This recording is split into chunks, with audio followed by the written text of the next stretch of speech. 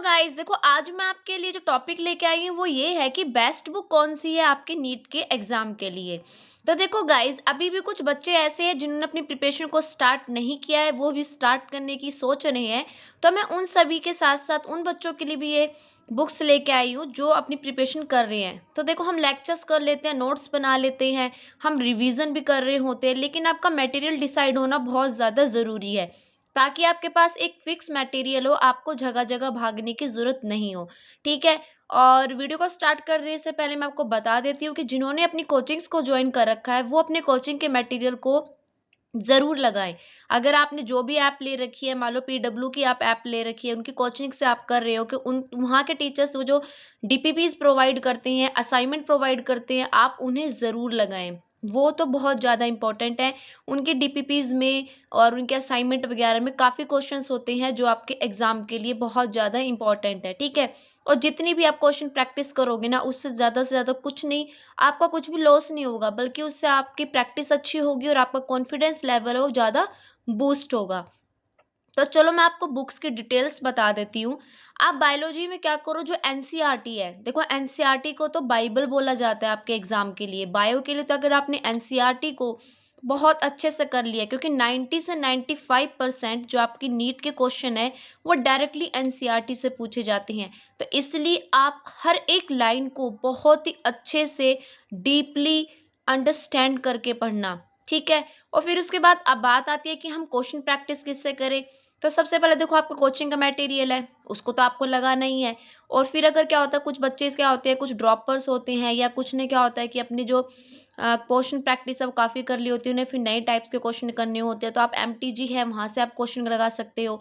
NCERT exemplar है, वो तो बहुत इंपॉर्टेंट है। पीवाईक्यूज ज़रूरी हैं। फिर मॉड्यूल कर सकते हो आप, साथ के साथ डॉक्टर अली है। अगर आपको क्या है, आप चाहते हो मोर क्वेश्चन प्रैक्टिस के लिए, ठीक है?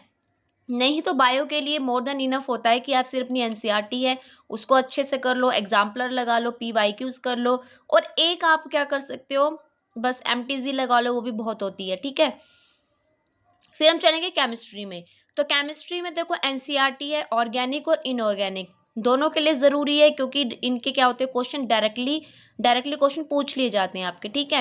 इसलिए मैं आपको बायो और केमिस्ट्री के लिए एनसीईआरटी प्रेफर करूंगी कि इनकी एनसीईआरटी आपको ज़रूर करनी है। और बची आपकी फिजिक्स, उसकी आप एनसीईआरटी उसको आप स्किप भी कर सकते हो, ठीक है?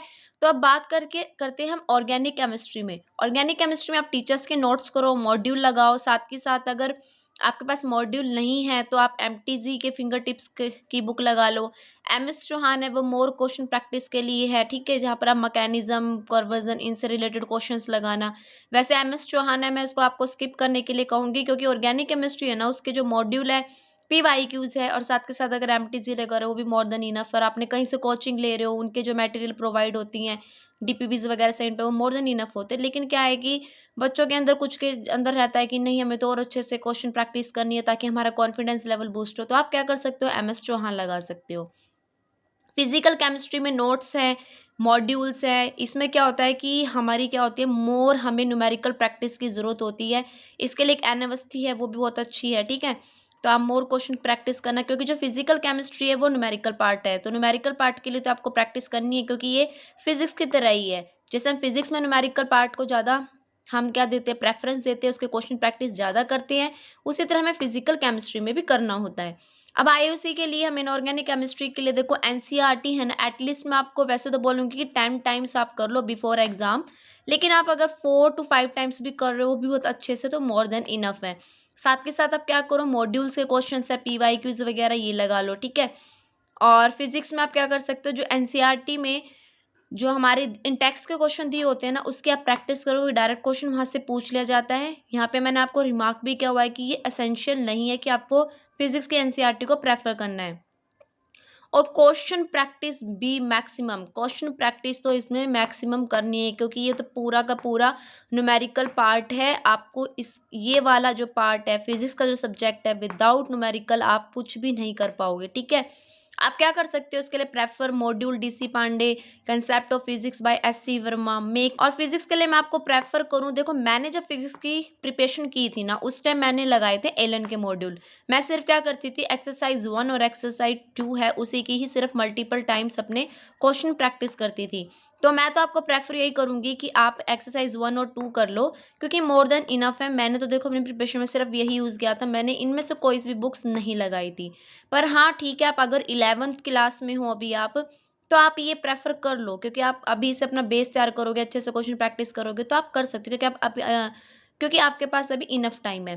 अब लास्ट में मैं आपको वीडियो को एंड करते हुए आपको बोलना चाहूँगी कि आप अपनी एक मिस्टेक नोटबुक ज़रूर बनाओ हर एक सब्जेक्ट की, ताकि आपको पता हो कि आप कहाँ पर मिस्टेक्स कर रहे हो। तो ये आपको ज़रूर बनानी है। ठीक है गाइज़, मिलेंगे नेक्स्ट वीडियो में, तब तक आप अपना ध्यान रखें। Take care and bye bye.